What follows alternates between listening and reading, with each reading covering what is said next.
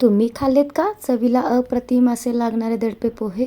नाही? चला तर मग रेसिपीला सुरुवात करूया. तर इथे एका बाउलमध्ये मी 2 वाटी पोहे घेतलेले आहेत. मी अंदाजानुसारच पोहे घेतलेले आहे. याच्यामध्ये फारसा काही अंदाज लावायची गरज नाही आहे. तर हे पोहे आपल्याला आता 2 ते 3 वेळा स्वच्छ धुवून घ्यायचे आहेत आणि त्याच्यामध्ये छोटे 2 चमचे साखर टाकून ते पोहे आपल्याला झाकून ठेवायचे आहेत. आपले पोहे फुलतात आहे तोपर्यंत आपण आपली फोडणी रेडी करून घेऊ. फोडणीसाठी मी एका तडका पॅनमध्ये 2 ते 3 चमचे तेल गरम करायला ठेवलेलं आहे. त्याच्यामध्ये आपल्याला थोडेसे शेंगदाणे छानसे असे तळून घ्यायचे आहेत.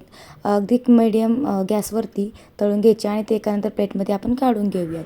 तोपर्यंत आपल्याला त्याच तेलामध्ये आपली बाकीची फोडणी पण रेडी करून घ्यायची आहे. तर पोहेला आपण जसं जिरे मोहरी टाकतो तशी भरपूर अशी मोहरी टाकायची. मोहरी तडतडली की त्याच्यामध्ये जिरे ॲड करून घेऊ. तुम्हाला हवं असेल तर मी हिंग, हळद पण ॲड करू शकता.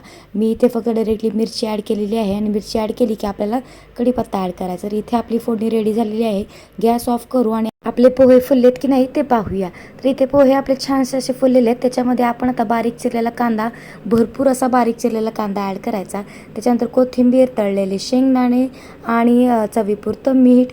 आणि मला शेव खूप आवडते पोह्यामध्ये, त्यामुळे शेव तर हवीच आणि हवीच. दडप्या पोह्यांमध्ये शेव खूप छान लागते, त्यामुळे बारीक शेव पण मी ते ॲड करून घेतलेली आहे. त्याच्यानंतर आपण आपली जी फोडणी रेडी केली होती ती पण ॲड करूया. तर इथे आपले सारे इन्ग्रेडियंट्स ॲड करून झालेले आहेत. ते आपण आता मस्त स्पूनने मिक्स करून घेऊया. जास्ती स्पूनने त्याला मिक्स करायचं नाही, कारण की पोहे तुटून जातात. तर अगदी हळूवार हलक्या हाताने मिक्स करून घेऊया पोहे आणि आणखी 5 मिनटं आपण ते पोहे झाकून ठेवायचे आहेत. तर इथे आपले पोहे मस्त असे रेडी झालेले आहेत. चला तर मग पोहे सर्व करून घेऊया. तुम्हाला हवं असेल तर तुम्ही पोहे दहीसोबत पण खाऊ शकता, पण मला पोहे असेच आवडतात. चला मग वरतून आणखी थोडीशी शेव आणि गार्निशिंगसाठी कोथिंबीर ॲड करून घेऊया. तर इथे आपले दडपे पोहे रेडी झालेले आहेत. रेसिपी कशी वाटली हे कमेंट करून सांगा आणि आवडली तर चॅनलला सबस्क्राईब करा.